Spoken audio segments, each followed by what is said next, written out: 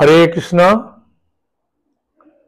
শ্রীমন চৈতন্য মহাপুর অশেষ কৃপায় এবং ভগবান শ্রীকৃষ্ণের অশেষ কৃপায় আপনারা সকলে খুব সুন্দরভাবে বৈশাখ মাস পালন করছেন শুনে আমি খুব আনন্দিত। প্রায় সকল মানুষই পরিবার নিয়ে এই বৈশাখ মাস পালন করছেন, খুব আনন্দের বিষয়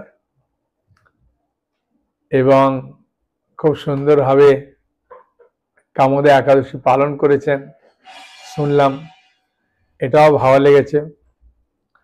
তার মধ্যে দুই একজন বলছেন, প্রভু আমার স্ত্রী এই বৈশাখ মাস পালন করতে চাইছে না, 3 দিন করার পরে আর করছে না। আমি বললাম, দেখুন এই যে একাদশীটা 4 মে শনিবার 21 বৈশাখ, হ্যাঁ, এই একাদশীটা এত মাহাত্ম্যপূর্ণ। যদি কোনো মহিলা এই একাদশী পালন করে শ্রদ্ধার সঙ্গে, তার বহু বহু জন্মের পাপ নষ্ট হয়ে সে পবিত্র হয়ে যায়। এমনি পুরুষ মানুষ তো করে, বেশিরভাগই তো আমরা দেখেছি যে মহিলারাই বেশি এইসব ব্রতগুলো করে, কিন্তু এটা ব্যতিক্রম হয়ে গেল। ভদ্রলোক বলছেন আমার স্ত্রী করে না, আমি করি। আর আমরা স্ত্রীকে বরুতিনী একাদশী পালন করান, তার মাহাত্ম্য শ্রবণ করলেই বুঝতে পারবেন। তা উনি বলছেন ঠিক আছে করব। আসলে এই ভক্তি পথে আসাটা একটু কঠিন, সহজে আসতে চায় না, কারণ তারা বহুদিন খারাপ অভ্যাস করেছে না। খারাপ অভ্যাসের ফলে সেই যে স্বভাবটা আছে সেটাকে পরিবর্তন করা খুবই কঠিন। একজন মাতাজি বলছেন, আমার স্বামীকে বলছি তুলসী মহারানীকে একটু জল দেন, একাদশী করুন। তখন আমার প্রভু আমাকে বলে, খুব চালাকি করছো না, তুমি আমাকে ভক্তি পথে নিয়ে আসবে, একটু জল দাও, আজকে একাদশী করো, আজ বৈশাখ মাস পালন করো। হ্যাঁ, এরকম করতে করতে তুমি আমাকে ভক্তি পথে নিয়ে আসছো। বলছে প্রভু কি বলবো আর। আমি বললাম সংসারে এইরকমই হয়, সবাই আসতে চায় না, কারণ ভক্তি পথটা যদিও খুব সহজ, কঠিন নয়, কিন্তু যারা করে না তাদের কাছে মনে হয় খুব কঠিন। যেমন যে নেশা করে না ওর কাছে নেশাটা বুঝতে পারে না, কিন্তু যে নেশা করে ওই নেশাটা ছাড়ানো ওর পক্ষে খুবই কঠিন হয়ে যায়। ধীরে ধীরে হয়। সেরকম ভাবে এই ভক্তি পথে সবাই আসবে না, সে যাই হোক, তবু অনেকে করছেন, কয়েকজন করছে না। তা আমি অনুরোধ করব, এখনো বেশ কয়েকদিন আছে এই বৈশাখ মাস শেষ হতে, শেষের দিকে করুন। হ্যাঁ, কয়েকদিন খুব আনন্দ পাবেন। ঠিক আছে। এখন যিনি তৃষ্ণার্ত, ও জলের খোঁজ করে, আর ও জলের জন্যে কিরকম ভাবে কষ্ট পাচ্ছে ও অনুভব করতে পারে। যে তৃষ্ণার্ত নয়, ওর কাছে জলের চাহিদাটা সেরকম মেটে না, তাই না? তা সেই জন্যে ও বুঝতে পারে না। তা ভগবান শ্রীকৃষ্ণের ইচ্ছা, তবু কয়েকদিন যারা করছেন তাদেরকে মনে করবেন না যে সাধারণ, তারাও ভাগ্যবান ভাগ্যবতী, কয়েকদিনের জন্য তো করছে। তাই সবাইকে অনুরোধ করব, যতটা পারবেন সবাইকে ভালোবেসে এই ভক্তিপথে নিয়ে আসুন এই ভক্তি মানে ভগবানকে ভালোবাসা, আর কিছু নয়।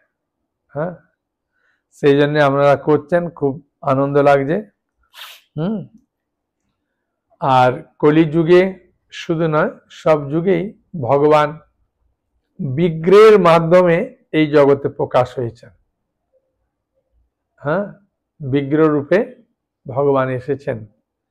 সেই জন্যে ভগবানের যখন আরাধনা করবেন, সরাসরি ভগবানের কাছেই পৌঁছে যায় সেই আরাধনা।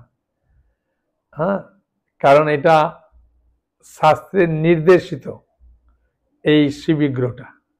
যেমন একটা ডাক বক্স লাল রঙের আপনি বাড়িতে বানিয়ে যদি চিঠি ফেলবেন যাবে না, কি সরকারের দ্বারা অনুমোদিত ওই লাল ডাক বাক্সটা, সেই জন্য ওখানে চিঠি ফেললে গন্তব্যস্থলে পৌঁছায়, তাই না? সেরকম এই বিগ্রহের মাধ্যমে আপনার আবেদন ভগবানের কাছে চলে যায়। এই বিগ্রহ আর ভগবান অভিন্ন। হ্যাঁ, এই একাদশী তিথি ভক্তির জননী, যতনে পালন করি। এই একাদশী তিথির মাধ্যমে একজন ভক্তিপথে অনেক দূর উন্নতি করতে পারে এবং অনেক ভক্তির চূড়ান্ত পর্যায়ে পৌঁছাতে পারে এবং অবশেষে মৃত্যুর পরে গোলকে ফিরে যেতে পারে। তাই এখন আমি আপনাদের কাছে এই বরথিনী একাদশীর মাহাত্ম্য পাঠ করব। খুব সুন্দর মাহাত্ম্য। এই বরথিনী একাদশী স্বয়ং শিবজি করেছেন, বুঝেছেন? এবং এই বরথিনী একাদশী ইহলোকেও আছে, পরলোকেও আছে। মাহাত্ম্য শ্রবণ করলে বুঝতে পারবো। আর পরের দিন যে পালন করবেন, পালনের টাইমটা হচ্ছে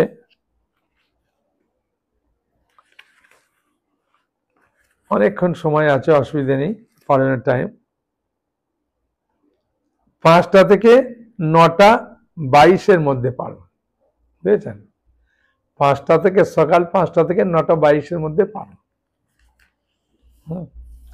তাহলে এখন একাদশী তিথি মাহাত্ম্য আমরা পালন করব। সেই একাদশী তিথি নাম বরুথিনী একাদশী।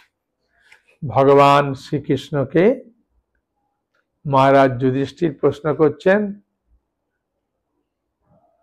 যে এই বৈশাখ মাসের কৃষ্ণপক্ষের যে একাদশী, সেই একাদশীর নাম কি, তার মাহাত্ম্য কি বলুন।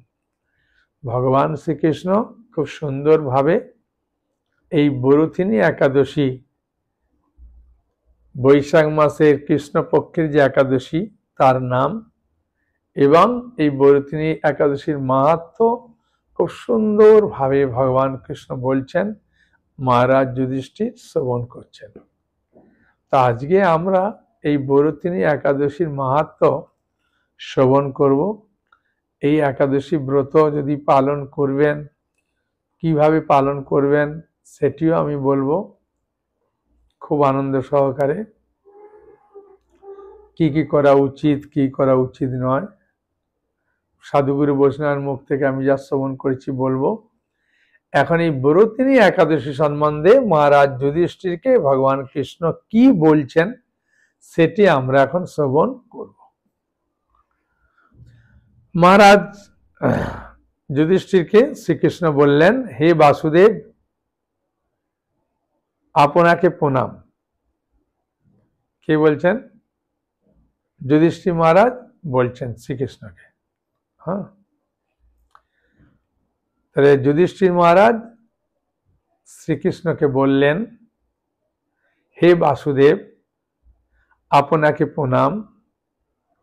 বৈশাখ মাসের কৃষ্ণপক্ষের একাদশী কি নামে প্রসিদ্ধ, তার মহিমা কি, তা কৃপা করে বলুন। ভগবান শ্রীকৃষ্ণ মহারাজ যুধিষ্ঠির প্রশ্ন শ্রবণ করে খুব আনন্দ পেলেন এবং বলতে শুরু করলেন, হে রাজন, ইহলোক এবং পরলোকে বৈশাখ মাসের কৃষ্ণপক্ষী একাদশী বরুথিনী নামে বিখ্যাত। এই ব্রত পালনে সর্বদা সুখ লাভ হয়, সবসময় সুখ লাভ হয়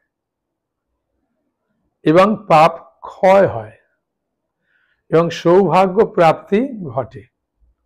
তিনটে লাভ। হ্যাঁ, সুখ লাভ হয়, পাপ নষ্ট হয়, আর সৌভাগ্য প্রাপ্তি ঘটে, মানে সৌভাগ্য লাভ হয়। দুর্ভাগা স্ত্রী লোক এই ব্রত পালনে সর্ব সৌভাগ্য লাভ করে থাকে। যেসব মহিলারা দুর্ভাগা তারা এই ব্রতিনী একাদশী লাভ করে, মানে ব্রত পালন করে তারা সৌভাগ্যবতী হয়েছে। ভক্তি এবং মুক্তি প্রদানকারী এই ব্রত সর্বপাপ হরণ এবং গর্ভবাস যন্ত্রণা বিনাশ করে। এই ব্রত প্রভাবে মানদাতা, দুন্দুমার আদি রাজারা দিব্য ধাম লাভ করেছেন। মানে এইসব রাজাদের নাম ভাগবতে আছে, খুব মহান মহান রাজা, এরা পর্যন্ত এইসব ব্রত করে দিব্য ধাম মানে ভগবানের কাছে ফিরে গেছেন। এমনকি মহাদেব শিব এই ব্রত সুন্দরভাবে পালন করেছিলেন। তাহলে এই একাদশীর আর কি মাহাত্ম্য, তাই না? প্রচুর মাহাত্ম্য। তাই যারা একাদশী এখন আরম্ভ করেননি তারা একাদশী করতে পারেন। করে দেখুন, অসুবিধে কি আছে?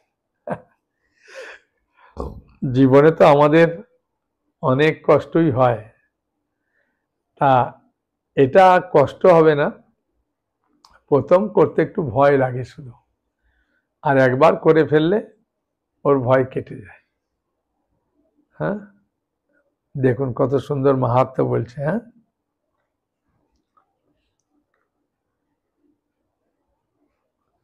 দশ 1000 বছর তপস্যার ফল। বাবা বলছে একজন যদি 10,000 বছর তপস্যা করে তার যে ফল কেবলমাত্র এই ব্রতিনী ব্রত পালন করলে সেই লাভ। বাবা, তা তো অনেক লাভ। যে শ্রদ্ধাবান ব্যক্তি এই ব্রত পালন করেন তিনি ইহলোক এবং পরলোক, মানে এই জগতে এবং মৃত্যুর পরে যে জগৎ দেবে সেই জগতে সমস্ত প্রকার বাঞ্ছিত ফল লাভ হয়, মানে সেই যা আশা করবে তা লাভ হবে। এই ব্রতিনী একাদশী আপনি যে রকম মনোবাসনা নিয়ে করুন সেটা পূর্ণ করে ভগবান, তাই না?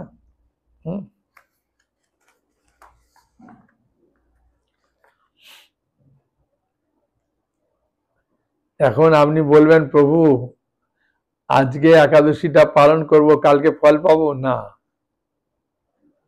ভালো জিনিস পেতে গেলে দেরি লাগে। হ্যাঁ, তাই না? কি একটা কথা আছে না, সবুরে মেয়া ফলে নাকি, মানে ওই সবেদা তাড়াতাড়ি পাকে না, অনেকটা দেরি হয়, কিন্তু সবেদা খেতে খুব টেস্টি পরে হলেও, সেরকম ভাবে ফল পাবেন করলে। হে নৃপশ্রেষ্ঠ, মানে মহারাজ যুধিষ্ঠিরকে বলছেন, অশ্বদান অপেক্ষা গজদান শ্রেষ্ঠ। এবারে এর ফলটা পরপর বলছে, তুলনা দিচ্ছে। অশ্বদান অপেক্ষা গজদান শ্রেষ্ঠ, মানে ঘোড়া দানের থেকে হাতিদান শ্রেষ্ঠ। গজদান থেকে ভূমিদান শ্রেষ্ঠ, মানে হাতিদান করার থেকে কেউ যদি ভগবানের সেবার জন্য কেউ জমি দান করে শ্রেষ্ঠ। তা থেকে তিল দান শ্রেষ্ঠ। বাবা, এটা তো খুব সহজ হয়ে গেল, তিল তো সবার কাছে আছে, দিতে পারবে। তিল দান থেকে স্বর্ণদান শ্রেষ্ঠ, তিল দান থেকে সোনা দানটা শ্রেষ্ঠ। এবং তা অপেক্ষা অন্নদান শ্রেষ্ঠ, মানে পরপর দেখুন, তাহলে অন্নদান করে দিলে তাহলে এগুলো সবগুলো পেয়ে গেলেন। অন্নদানের মতো শ্রেষ্ঠ দান আর নেই, মানে যত দান দেখলেন তার মধ্যে অন্নদানকে শ্রেষ্ঠ বলে। এর থেকেও শ্রেষ্ঠ আছে কি, পরে শুনুন, কি ভালো লাগবে। হ্যাঁ, এই যত দান আছে এর থেকে সর্বশ্রেষ্ঠ দান কি বলবে। পিতৃলোক, দেবলোক এবং মানুষেরা অন্নদানই পরিতৃপ্ত হন। পণ্ডিতেরা কন্যাদানকে অন্নদানের সমান বলে মনে করে থাকেন। মানে কন্যাদান করা, কোনো ছেলের হাতে, আপনার ভালো ছেলের হাতে কন্যাকে দান করলেন, যে ফল, হ্যাঁ, পণ্ডিতরা বলেন কন্যাদানকে অন্নদানের সমান বলে মনে হয়। মানে অন্নদান করলে যে ফল, কন্যাদান করলে একই ফল। স্বয়ং ভগবান গোদানকে অন্নদানের সমান বলেছেন। স্বয়ং ভগবান গোদান করা আর অন্নদান করা একই ফল। আবার এই সমস্ত প্রকার দান থেকেও বিদ্যাদান শ্রেষ্ঠ। দেখেছেন, এই যে যত দান করলেন তার থেকে বিদ্যাদান শ্রেষ্ঠ। বিদ্যাদান বলতে কি? বিদ্যাদান বলতে একজনের হাতে পারমার্থিক গ্রন্থ তুলে দেওয়া, যেমন গীতা কি ভাগবত কি চৈতন্য কি, আমাদের একটা 500 টাকার তিলক সেট বেরিয়েছে, হ্যাঁ, 500 টাকার তিলক সেট, হ্যাঁ, ওই তিলক সেটে সবকিছু পাবেন একদম, হ্যাঁ, সবকিছু। তা তিলক থেকে, গঙ্গা জল থেকে, জপমালা জপ এক থেকে, গীতা থেকে, উপদেশ অমৃত থেকে আরম্ভ করে অনেক কিছু পাবেন। এমনকি শেষে তুলসী দিই, নরসিংহের তুলসী, তারপরে গলার কণ্ঠিমালা, সব এই বৈশাখ মাসের জন্য আপনি পালন করবেন, পাবেন, করলে ভালো। এই সেটটা তো বহু মানুষ দান করছে, হ্যাঁ, অনেককে। সেটা বলছে দেখুন, হ্যাঁ, আর অনেকগুলো জিনিস দিচ্ছে না, হ্যাঁ, তিলক থেকে, গঙ্গা জল থেকে, কণ্ঠিমালা থেকে, নৃসিংহদেবের চরণ তুলসী থেকে শুরু করে উপদেশ অমৃত, গীতা, হ্যাঁ, প্রণাম মন্ত্রের সব বই, যেগুলো প্রণাম মন্ত্র আছে তার একটা বই, হ্যাঁ, সব কিছু একদম দিচ্ছে সুন্দরভাবে। দিয়ে 500 টাকার একটা সেট করেছে, কোরিয়ার চার্জ ফ্রি, হ্যাঁ, তা করেছে। যারা পার্সোনাল ভাবে নিচ্ছে ভাগবত বা গীতা, হ্যাঁ। আরেকটা কথা, আপনি মনে করুন কাকে দান করুন, নিজের ছেলেকে দান করুন, নিজের মেয়েকে দান করুন। একজন ভদ্রলোক তো ওর ছেলে পরে ক্লাস 6-এ বোধ হয়, ওকে দান করেছে, হ্যাঁ, তো বলছে বাবা তুই বড় হলে এই বইগুলো তোর, এখন আমার পড়ি। ওর হাতে দিয়েছে, দান হয়ে গেল, ওরা পড়ছে। তাহলে যে দান দিল তারও লাভ, আর যে দান গ্রহণ করলো ওরও লাভ, মানে ছেলে বাবা দুজনেই লাভ হয়ে গেল একই সঙ্গে। এরকম অনেকে দান করছে তার নিজের আত্মীয় স্বজন পরিচিতকে, হ্যাঁ, ভালো।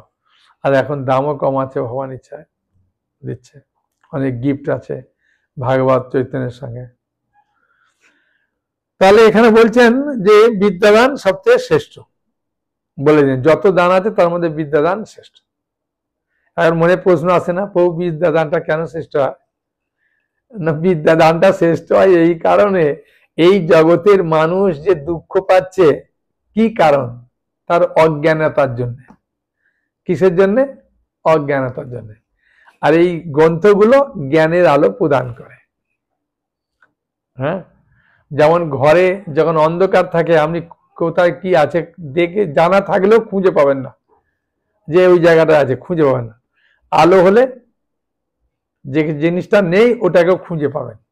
সেটা আমাদের মনের মধ্যে যে দুঃখ, আমরা যে দুঃখ পাচ্ছি, আমরা যে কষ্ট পাচ্ছি, আমরা যে রোগে কষ্ট পাচ্ছি, এগুলো জ্ঞানের হলে তখন আমি খুব সুন্দরভাবে বুঝাতে পারবেন, বুঝেছেন? সেই জন্যে জ্ঞানটা খুব প্রয়োজন, হ্যাঁ। একটা ছোট্ট হাসির কথা বলে দিই, হ্যাঁ, বুঝেছেন? যদিও কথাটা শুনতে একটু খারাপ লাগবে, কিন্তু খুব আনন্দের, হ্যাঁ। এক ভদ্রলোক, ও হসপিটালে গেছে,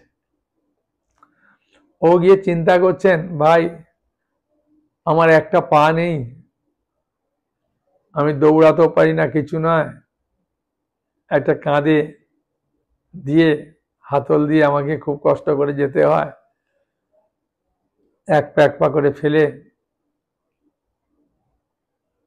তাই আমি কিছু একটা করব বলে একটা চিন্তা করছে, করে হসপিটালে গেছে। গিয়ে হসপিটালে গিয়ে দেখে যে একজনের দুটো পা নেই, তখন চিন্তা করলো, ভাই আমার তো একটা পা আছে, আমি তো চলতে পারি, ওর দুটো পা নেই, ও তো আরো কষ্ট পাচ্ছে রে, টাকা থাকা যাই থাক। তখন যার দুটো পা নেই ওকে একজন ঠেলে এক জায়গায় নিয়ে যাচ্ছে। হ্যাঁ, ও গিয়ে দেখছে যে একজন ভদ্রলোক বুকে ব্যথায় খুব ছটফট করছে, কষ্ট পাচ্ছে। ও তখন চিন্তা করছে, ভাই আমার দুটো পা নেই ঠিক আছে, কিন্তু আমি বুকের কষ্টটা তো পাচ্ছি না। যে বুকের কষ্ট আছে সে যাচ্ছে, গিয়ে দেখছে একটা লোকের একদম পা পচে যাওয়ার মতো হয়েছে।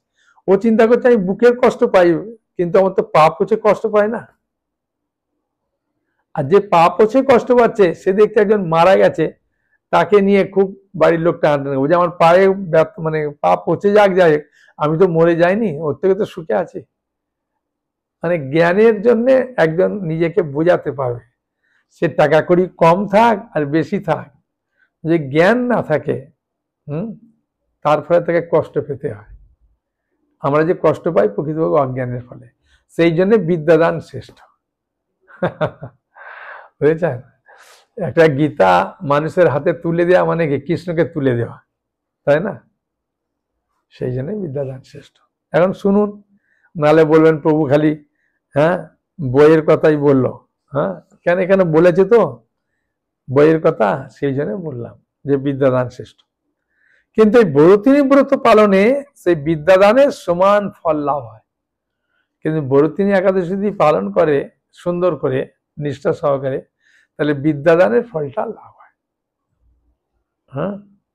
যদি সুন্দর করে পালন না করতে হবে তাহলে বিদ্যাদান করতে হবে, ওর ফলটা পাবেন। এখন পাপমতি যেসব মানুষ, এগুলো শুনলে অনেকে আবার একটু কষ্ট পায়, কিন্তু এরকম নয়। পাপমতি যেসব মানুষ কন্যার উপার্জিত অর্থে জীবন ধারণ করে, পুণ্য ক্ষয়ে তাদের নরক যন্ত্রণা ভোগ করতে হয়। একজন মাতাজি প্রশ্ন করছেন, প্রভু আমার একটা মেয়ে, সে চাকরি করে আর তার টাকাতে আমাদের সংসার চলে, তাহলে কি পাপ? আমি না, ব্যাপারটা হচ্ছে কি আমরা তো কোনো উপায় নেই, তাই না? সেই জন্য মেয়ের টাকাতে করছেন, অসুবিধা নেই। তা মাতাজি এইটা শুনে দেখতে যে সব মানুষ কন্যার উপার্জিত অর্থে জীবন দান করে, পুণ্য খায় তাদের নরক যন্ত্রণা ভোগ করতে হয় বলছে। এখন কি করুন, এখন তো বেশিরভাগ মানুষেরই একটা মেয়ে বা একটা ছেলে, দুটো তো খুব কমই আছে। তো একটা মেয়ে হলে তাকে পড়িয়েছেন, পড়ানোর পরে ওর বাবা যদি রোজগার না থাকে, মেয়েটার যতক্ষণ না বিয়ে হচ্ছে শ্বশুরবাড়ি যাচ্ছে ততক্ষণ তো ওর টাকাটা তো করবে না। তো সেই জন্যে তাই কখনো কন্যার উপার্জিত অর্থ গ্রহণ করা উচিত নয়। যে ব্যক্তি বিভিন্ন স্বর্ণ অলংকার সহ কন্যাদান করেন, তার পুণ্যের হিসাব স্বয়ং চিত্রগুপ্ত করতে অসমর্থ হয়। এমনি তো মেয়েদের বিয়ে দিলে তো স্বর্ণ অলংকার দিয়ে সাজিয়েই দেয় মা বাবা, তাই বলছেন তা তো লাভ হয়েই গেল। যে ব্যক্তি বিভিন্ন স্বর্ণ অলংকার সহ কন্যাদান করেন, তার পুণ্যের হিসাব স্বয়ং চিত্রগুপ্তও করতে পারে না, তাহলে তো লাভ আছে। কিছু না হোক মেয়ের বিয়েতে তো সোনার কানের দুলটা দেয় তো, তাই না? কানের দুল বা কিছু একটা সোনা দেয়, যতই গরিব হোক, তাই না? কিছু একটা সোনার জিনিস দেয়, বলে সেটাতে চিত্রগুপ্ত প্রচুর ফল দেখুন। কিন্তু বরতিনী ব্রত পালনকারী কন্যাদান থেকেও বেশি ফল লাভ করে। বাবা সব ফলগুলো এক একটা করে উদাহরণ দিচ্ছে, তার থেকেও শ্রেষ্ঠ এই বরতিনী একাদশী। সেই জন্য তো শিবজি স্বয়ং করেছে। বলছে না ইহলোকে পরলোকে এর মাহাত্ম্য আছে, এটাই মাহাত্ম্য। ব্রতকারী ব্যক্তি দশমীর দিনে, বলছেন মানে একাদশীর আগের দিনে কি করা উচিত, বলছেন দশমীর দিনে কাঁসার পাত্রে ভোজন, মাংস, মসুর, ছোলা, শাক, মধু, অন্নের প্রদত্ত অন্নগ্রহণ, 2 বার আহার ও মৈথুন পরিত্যাগ করবে। মানে কাঁসারের থালায় না খেলে ভালো। আর যেগুলো আমরা বলি মাছ, মাংস, পেঁয়াজ, রসুন, মুসুর ডাল, এগুলো খাবেন না আগের দিন দশমীর দিনে। আর বলছে শাক শাক ছোলা মধু, হ্যাঁ, এগুলো না খেলে ভালো।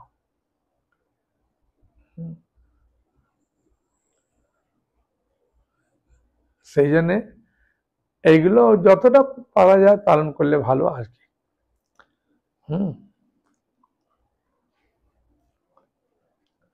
দ্রুত ক্রীড়া, নেশা জাতীয় দ্রব্য, দিবানিদ্রা, পরনিন্দা, পরচর্চা, প্রতারণা, চুরি, হিংসা, মৈথুন, ক্রোধ, মিথ্যা বাক্য একাদশীর দিনে বর্জনীয়। মানে খারাপ কাজগুলো একাদশী দিন না করলে ভালো। বাড়িতে রেগে যাওয়া, কাউকে গালি মন্দ দেওয়া, এগুলো না করলে ভালো, সোজা কথা। পরনিন্দা, পরচর্চা এগুলো তো আরো ক্ষতি করে। তো সেই দিন বলবেন না ভাই আজ একাদশী, চুপচাপ থাকবো, হরিভজন করব, হরিনাম করব, গীতা পড়ব, ভাগবত পড়ব, সাধু সঙ্গ করব, এগুলো ভালো।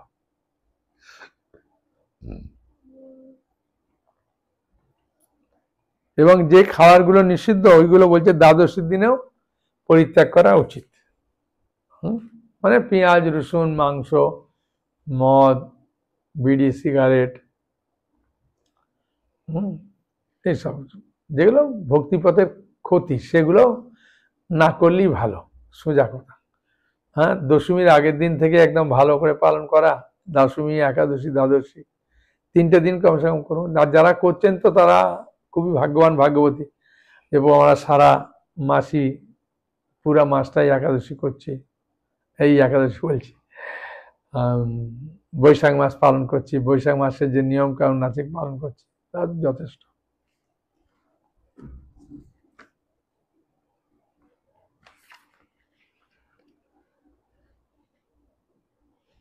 আচ্ছা, হে রাজন, এই বিধি অনুসারে বরুতিনী ব্রত পালনের সকল প্রকার পাপের বিনাশ এবং অক্ষয় গতি লাভ হয়।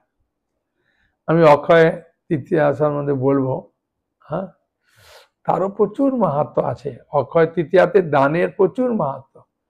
এখন থেকে অনেকে আমাকে দান করছে, আর অনেকে নিজে নিচ্ছে, হ্যাঁ, দান করে বলে তার আত্মীয় স্বজন পরিবেশকে পরিজনদের দিচ্ছে। হ্যাঁ, এই একটা দান হয়। আর কেউ কেউ আমাকে দান দিচ্ছেন। কেউ কেউ গুরু মাঝের নামে দান দিচ্ছেন। যেগুলো গুরু মাঝের নামে দান দেয় সেগুলো বলে দেবেন যে আমি গুরু মাঝের নামে দান দেব, তাহলে ওইগুলো আলাদা রকম আমরা ফাইলে রেখে দিই। তারপরে আমরা শ্রীশ্রীমদ ভক্তি বিজয় ভাগবতের মাধ্যমে গুরু মাঝের কাছে পৌঁছে দিই। হ্যাঁ, এখন আপনার ব্যাপার। অক্ষয় তৃতীয়া নিয়ে যখন বলবো তখন আরো শুনতে পান বেশি করে, আগে থাকতে প্রস্তুতি নেন।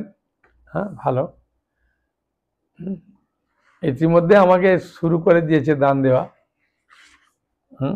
কেন, ওই যারা দান দেবেন আমার কাছে তারা অবশ্যই নাম গোত্রটা অবশ্যই আমাকে দেবেন। আমি একাদশী এই অক্ষয় তৃতীয়ার দিনে তাদের নামে পূজা দিই। এই রাজন, এই বিধি অনুসারে বরুতিনী ব্রত পালনের সকল প্রকার পাপের বিনাশ ও অক্ষয় গতি লাভ হয়। যিনি হরিবাসরে রাত্রি জাগরণ করে ভগবান জনার্দনের পূজা করেন তিনি সর্বপাপ মুক্ত হয়ে পরম গতি লাভ করেন। জনার্দন বলতে ভগবান কৃষ্ণের একটা নাম। হ্যাঁ, কৃষ্ণের নাম একটা।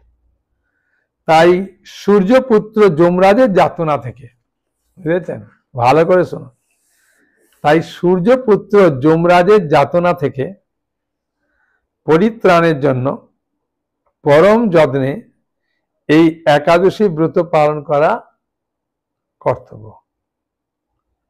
বরুতিনী একাদশীর ব্রতকথা শ্রদ্ধা ভরে পাঠ এবং শ্রবণ করলে সহস্র গোদানের ফল লাভ হয়, সর্বপাপ থেকে মুক্ত হয়ে বিষ্ণুলোকে গমন করে।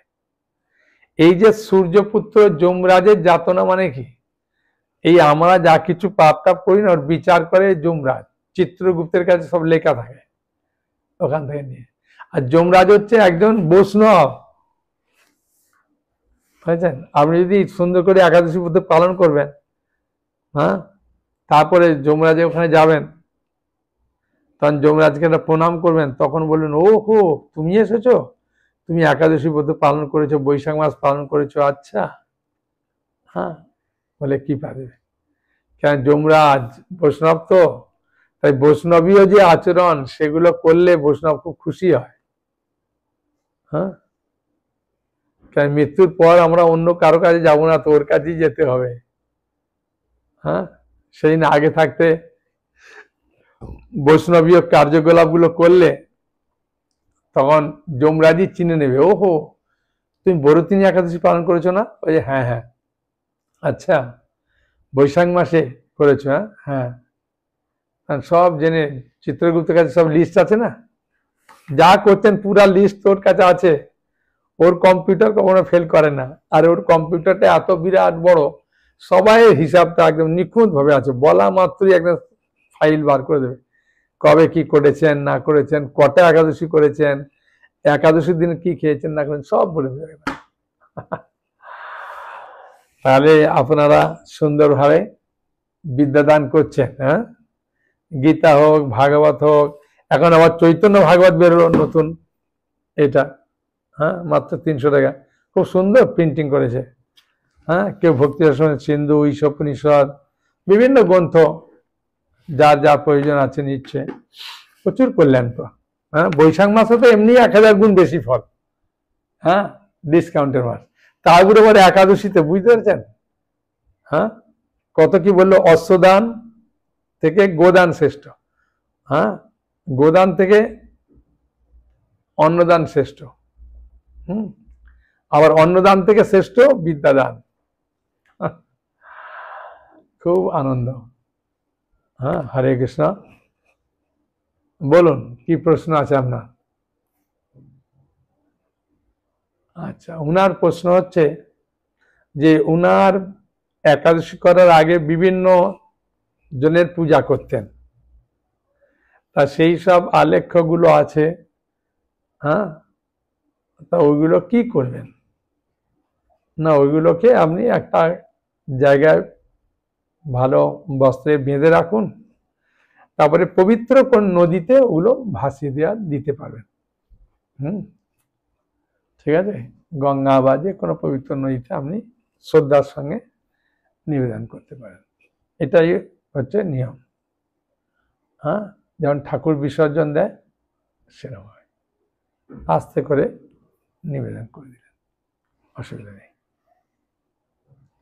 হ্যাঁ বলুন। উনি বলছেন যে প্রভু একাদশীর দিনে আমি কি করব, আমি কিচ্ছু করতে হবে না, তার আগের দিন, হ্যাঁ, শুক্রবার পড়েছে 3রা মে, তো ওই দিন রাত্রিবেলা আপনি ভগবানের কাছে প্রার্থনা করবেন যে প্রভু আমি এইভাবে একাদশীটা পালন করব, ভগবানকে একটা লিস্ট করবো, পালন করবো না, পালন করার চেষ্টা করব, তাহলে ভুল হলেও অসুবিধে নেই। হ্যাঁ, ফোন বলে ও তুমি তো চেষ্টা করে বলেছো, ঠিক আছে, হ্যাঁ, তা বলবেন, বলার পরে পেট ভরে ভাত রুটি, হ্যাঁ, ডাল, যা আপনার খাবার আছে রাত্রে খেয়ে নিলেন, খেয়ে নিয়ে ভালো করে একটা কাঠি দিয়ে সব দাঁতের যাতে টুকরো না থেকে ভালো করে ব্রাশ করে মুখটা ধুয়ে নিলেন, দিয়ে একটু জল খেয়ে শুয়ে পড়লেন, হ্যাঁ, ভগবানকে প্রণাম করে, তারপরে ভোরে 4টের সময় উঠলেন, উঠে স্নান করলেন, গঙ্গা গঙ্গা বলে স্নান করবেন, করার পরে ধোয়া বস্ত্র পরবেন, ভগবানকে একটা ধূপ দীপ দেবেন, ফুল দেবেন, হ্যাঁ, সুন্দর করে দেওয়ার পরে তারপর তুলসী মহারানীকে জল দেবেন, দেওয়ার পরে জপ করবেন। হ্যাঁ, আমি তো সবাইকে এরকম জপ ব্যাগও ওই সেটের মধ্যে আছে, 500 টাকা সেটের মধ্যে এরকম জপ ব্যাগ আছে, জপ করতে বললাম, জপ করছে, তারপরে খুব সুন্দরভাবে তারা গীতা পড়ছে, গীতা আছে, তারপরে যে তুলসী মহারানী প্রণাম, তুলসী আরতি, সব একটা বই আছে প্রণামে, হ্যাঁ, খুব সুন্দর নামট্ট বলে, সেই নতুন নামট্ট বেরিয়েছে, সেই নামট্টের বইতে সব একদম প্রণাম মন্ত্র সব আছে। হ্যাঁ, সেগুলো দেখে দেখে, সূচিপত্র আছে, দেখে দেখে পাঠ করলো, তুলসী মহারানীকে জল দেওয়ার প্রণাম মন্ত্র, হ্যাঁ, একাদশী কিভাবে করবেন সব আছে, খুব সুন্দর, তিলক কিভাবে করবেন সব বলা আছে। এমনি আমার বৈশাখ মাসে একাদশীতে বলা আছে, যদি বলেন যে দেখবো না আমি, তা দেখবেন করবেন।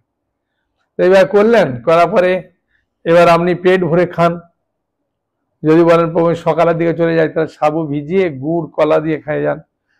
হ্যাঁ, আর নাহলে একটা সবজি করলেন সন্দক লবণ আর সূর্যমুখী তেল দিয়ে, একটা দুটো তিনটেও সবজি করে অনেকে, সময় থাকলে করবেন আর কি। হ্যাঁ, কুমড়া আলু দিয়ে একটা সবজি করুন, বাদাম ভেজে তাতে দেন, পেঁপে কাঁচা কলার একটা সবজি করুন। অনেকে আলু ভাজা করছে, কেউ সাবুকে আগের দিন ভিজিয়ে দিচ্ছে, মোটা সাবুটা ভিজিয়ে দিয়ে ওটাকে হাফ সিদ্ধ করে খুব সুন্দরভাবে আলু দিয়ে মেখে পোগড়া করে খাচ্ছে। অনেক খাবার আছে। কেউ একটু জুস খাচ্ছে, বিভিন্ন রকম শরবত করে খায়। কেউ একটু ফল খেয়ে নেয়। এইভাবে। হ্যাঁ, তারপরে গীতা পড়লেন। হরিনামটার খুব মাহাত্ম্য, হরিনাম সবসময় করবেন। রাত্রিবেলা দিকে একটু হাতে তালি দিয়ে হরিনাম করলেন, কীর্তন করলেন। হ্যাঁ, আমার এই ক্লাসটা একাদশী দিনে শুনে নিলেন একবার, তাহলে পাঠ হয়ে গেল। আর পারলে আপনার সামর্থ্য মতো কিছু গীতা বা অন্য কোনো গ্রন্থ কোনো কাউকে দেন, ভক্তিপথে নিয়ে আসুন। পাপ চলে গেলে দুঃখ চলে যাবে, আর দুঃখ চলে গেলে আপনার তখন মনে হবে যে ভাই এই একাদশী সব করে তো খুব ভালোই লাগলো। হ্যাঁ, তখন আপনার করতে আরো ইচ্ছা যাবে, তাই না? হ্যাঁ, সেই জন্য বললাম একবার করে দেখুন এই একাদশী, এই বৈশাখ মাসে যে কদিন আছে করুন। তারপর আপনি নিজেই বুঝতে পারবেন যে আমার আগের থেকে অনেকটা ভালো লাগছে, সংসারে একটা আলাদা রকম শান্তি পাচ্ছি। হ্যাঁ, আগে তো বেঁচে থাকার ইচ্ছা হতো না, এখন বেঁচে থাকার খুব ইচ্ছা হচ্ছে, ভক্তি করার ইচ্ছা হচ্ছে, তুলসী মানিকে জল দেওয়ার ইচ্ছা হচ্ছে। জানবেন যে তাহলে আমার ভক্তি পথে উন্নতি হয়েছে, ভগবানের কৃপা পেয়েছি। ঠিক আছে, অক্ষয় তৃতীয়ার ক্লাস আমি দেব। হ্যাঁ, শুনতে পাবেন কয়েকদিন মধ্যে। আর ভালোভাবে যেমন ভাবে ভক্তিপথ করছেন ওইভাবে করুন, কোনো অসুবিধে নেই। হ্যাঁ, বুঝলেন? আর কোনো ভয় নাই। এই ভক্তি করতে গেলে কোনো অপরাধ হয় না, কোনো পাপ হয় না। অনেকে মনে করছেন প্রভু এই জল দিতে গেলে তুলসী মারানি গায়ে লাগছে, কোনো অপরাধ হবে নাকি? কোনো কিছু অপরাধ নেই। হ্যাঁ, যেখানে আপনি মনে করবেন যে আমার অপরাধ হবে বলে মনে হচ্ছে, ভালো করে শুনুন, যেখানে আপনি মনে করছেন যে আমার এটা বোধহয় অপরাধ হবে, হ্যাঁ বোধহয় পাপ হয়ে যাচ্ছে না ভুল হয়ে যাচ্ছে, সঙ্গে সঙ্গে ভগবানের কাছে হাত জোড় করে প্রার্থনা করে দেন যে প্রভু আমার মনে হচ্ছে এটা ভুল করলাম নাকি, আপনি কৃপা করুন যাতে আমার এরকম ভুল না হয়, প্রণাম করবেন। হ্যাঁ, ঠিক আছে। বলুন। ওনার প্রশ্ন হচ্ছে যে ছেলে মেয়েদেরকে কোনো মতে আনতে পারছেন না, ওই জন্য বড় মনে দুঃখ। হ্যাঁ, স্বাভাবিক, ছেলে মেয়েরা যদি ভালো হয় বা আমার মনে একটা খুব আনন্দ হয়। আস্তে আস্তে করবেন। জোরে বললে এখনকার ছেলে মেয়ে না কথা শুনবে না, হিতে বিপরীত হয়ে যাবে। হ্যাঁ, সেই জন্য আস্তে আস্তে যতটা পারবেন মাথায় হাত দিয়ে, গায়ে মাথায় হাত বুলিয়ে বললেন বাবা আমি তো তোদের মঙ্গলের জন্য বলি, আমি তো তোর মা কি তোর বাবা, আমি তো তোর অমঙ্গল করতে পারি না, সেই জন্য ভালোর জন্য বলছি বাবা, করলে ভালো। এইবার যতটা মুখে হাসি দিয়ে আদর করে বলবেন ততটাই ভালো। ঠিক আছে। হ্যাঁ, অনেক রাত্রি হয়ে গেল, আর আলোচনা করব না। হ্যাঁ, আপনাদের সবাইকে আমার প্রণাম। আপনারা ভালো থাকুন, আনন্দে থাকুন, এবং খুব সুন্দরভাবে ভগবানের সবাই সেবা করছেন শুনে খুব আনন্দিত। হ্যাঁ, অনেকে অনেকজনকে নিয়ে আসছেন ভক্তিপথে, খুব ভালো।